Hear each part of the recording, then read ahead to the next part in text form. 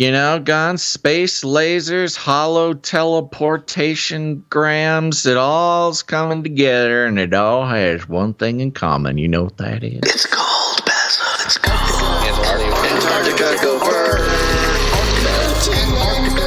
It's snowstorm. Antarctica.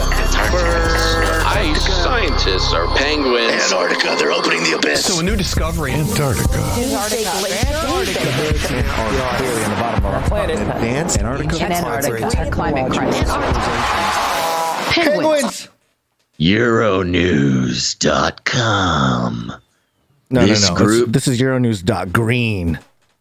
That's also on the page, yes.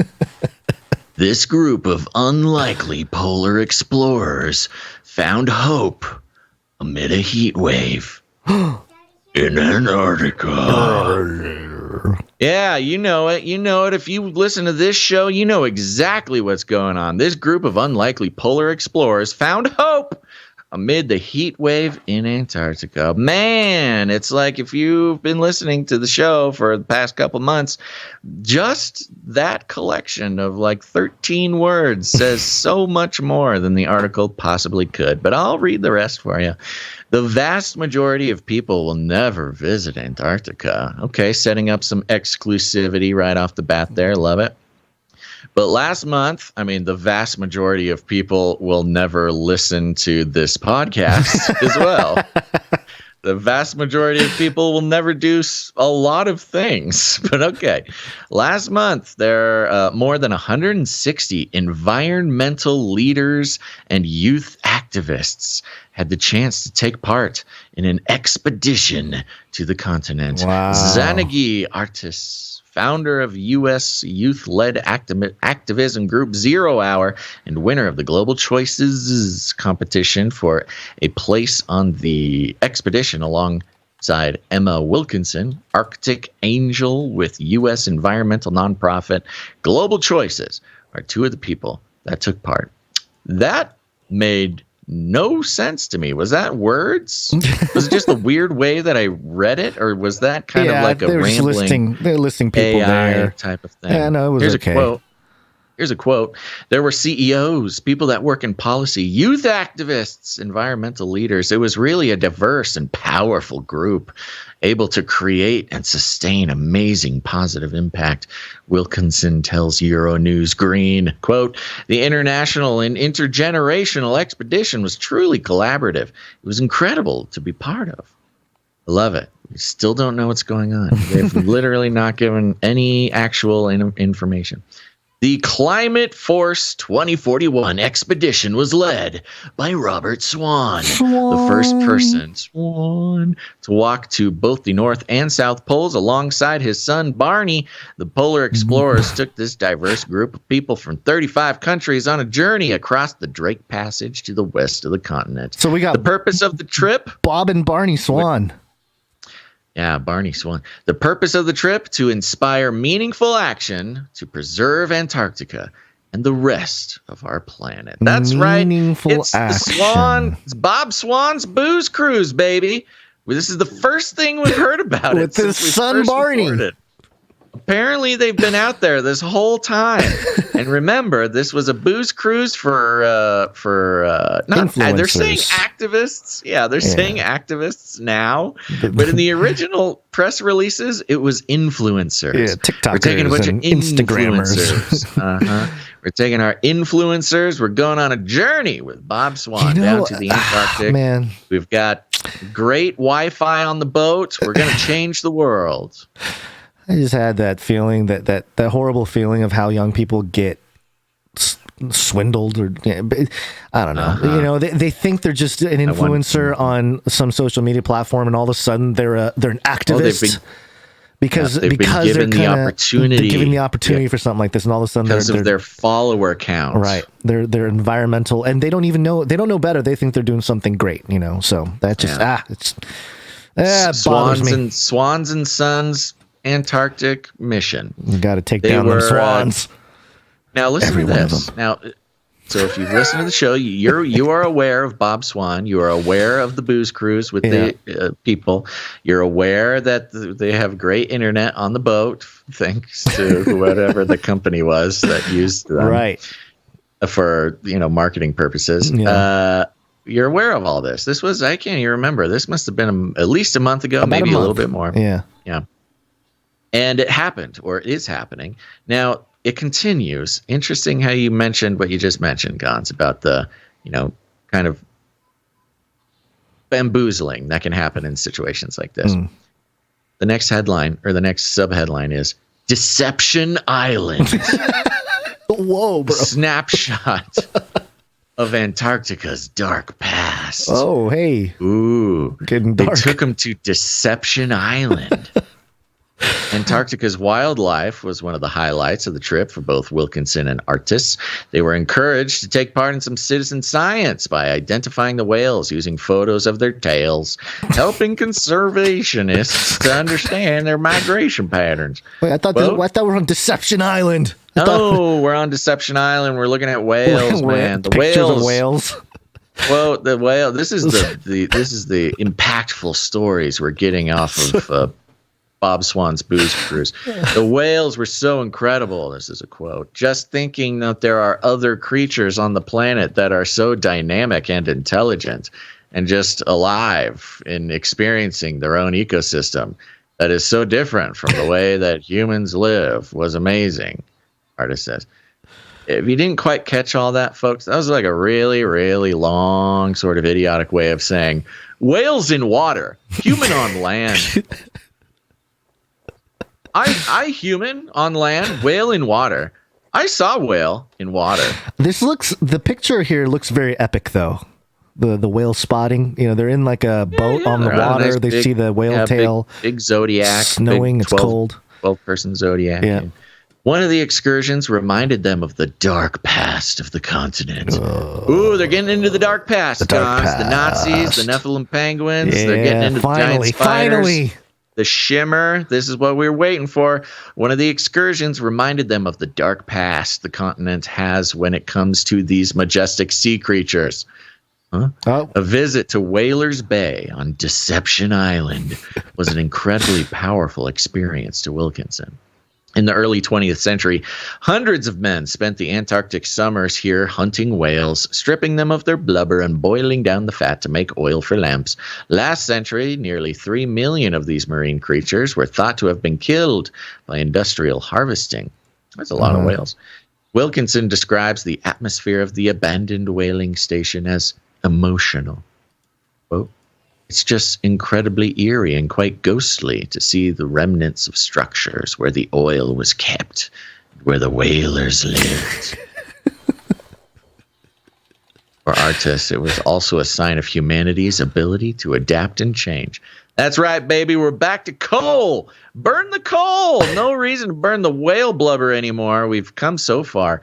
Quote, this is the history of extraction from the ocean and extraction from other living things to fuel our planet.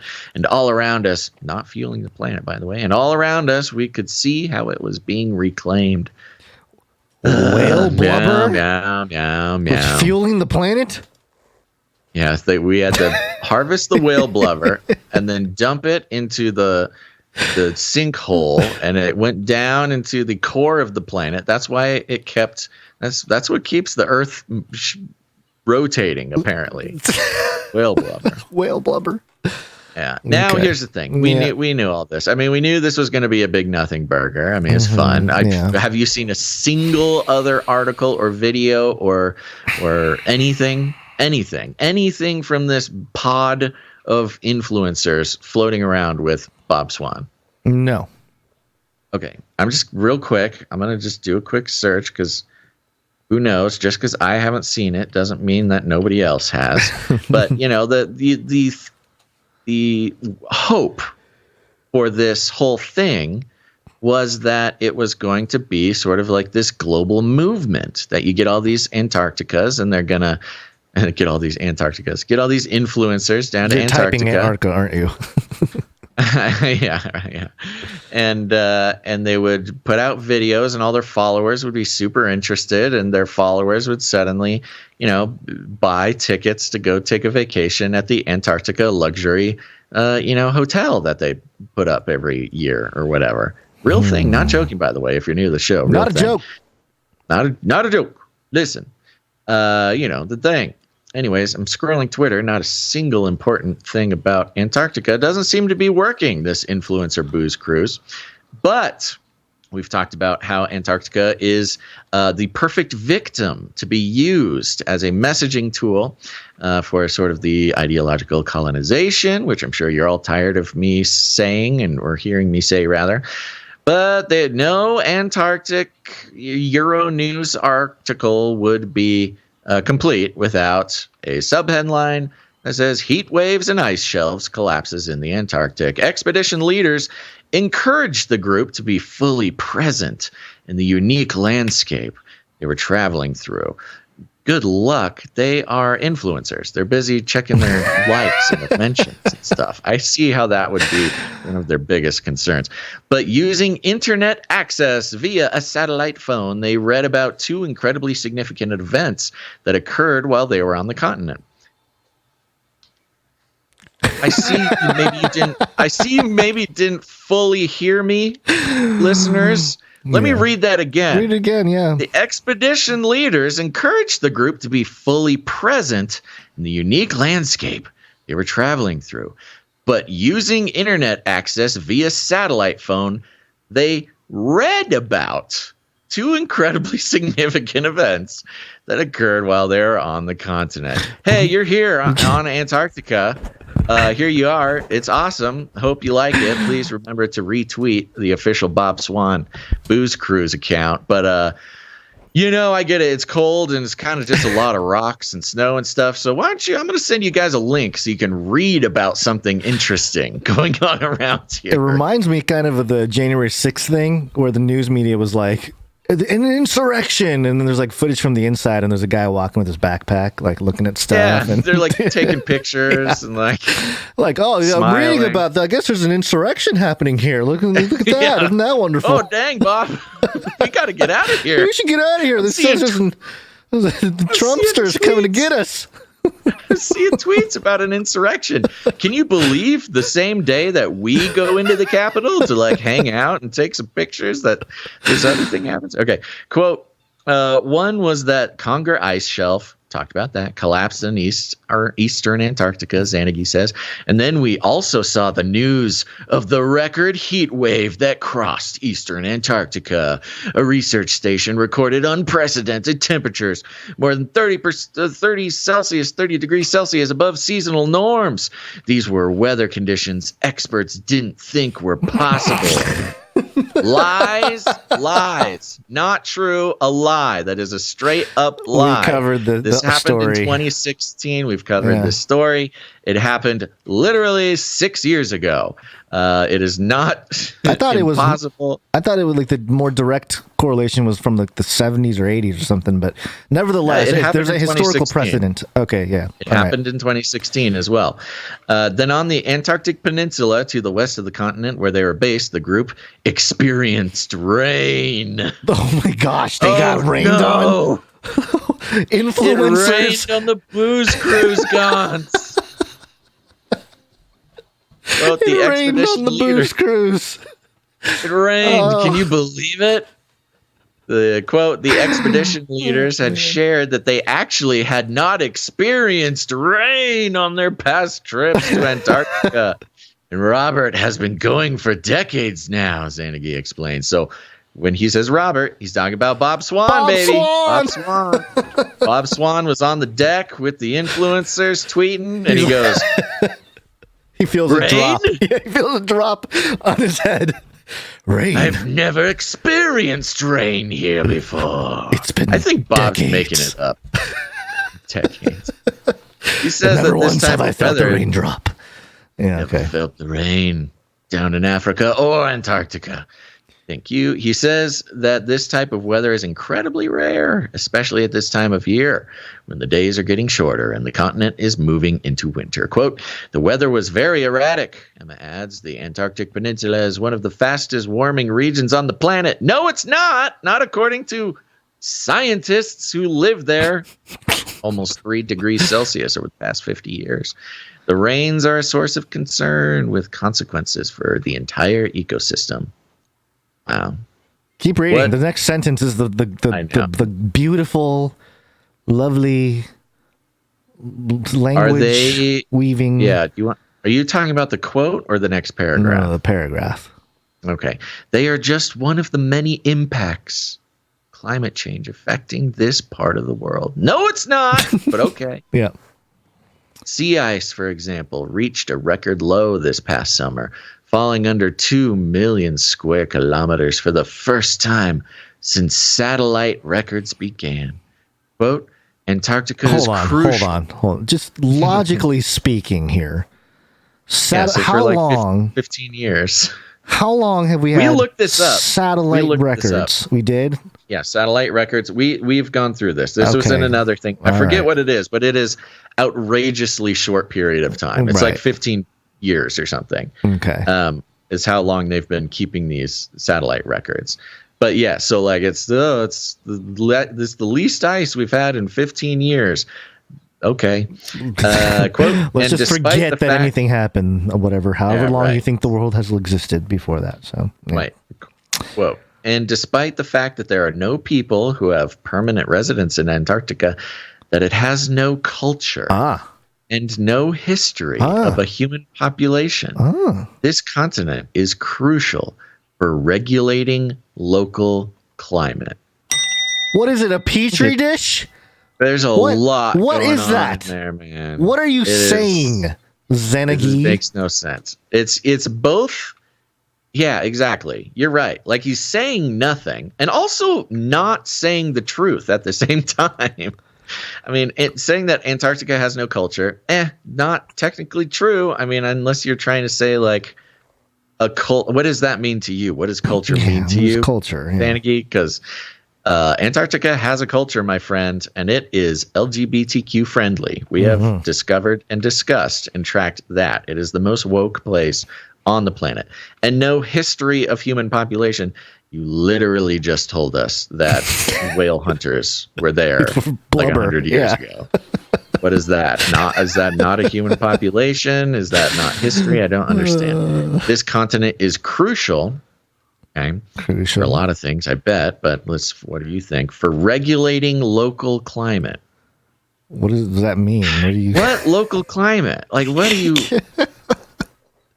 How do you regulate climate from Antarctica? Like if it's if it's too hot in Des Moines, do you just like go down and turn some knobs down in Antarctica? Call up the penguins or the whales, whatever it may be. Your preference. Whatever. In Antarctica. I mean, the Nazi scientists or something, or the Hollow Earth guards.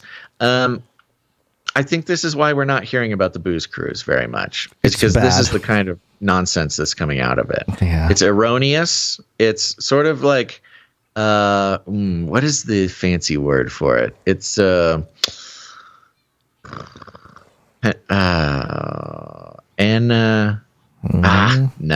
I thought I was going to sound super smart for a second.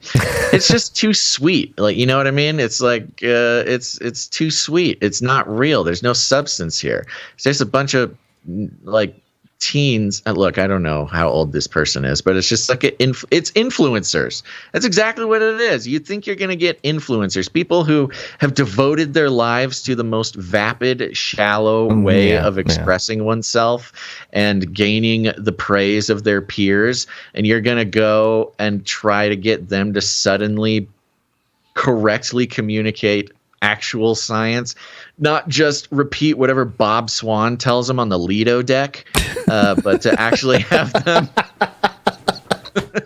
like communicate in some sort of valuable way. This was a huge mistake, man. You don't bring influencers to the Antarctic to get some like good quotes. You bring podcasters, Bob. Come on, Bob Swan. Give me a call, my man. Do you think they call him Mr. I'll Swan? sit down. Mr. Swan. I'm sorry I said so many mean things about you on my podcast. Look, I respect you and your courage. But Mr. Swan, you need to bring podcasters on your booze cruise.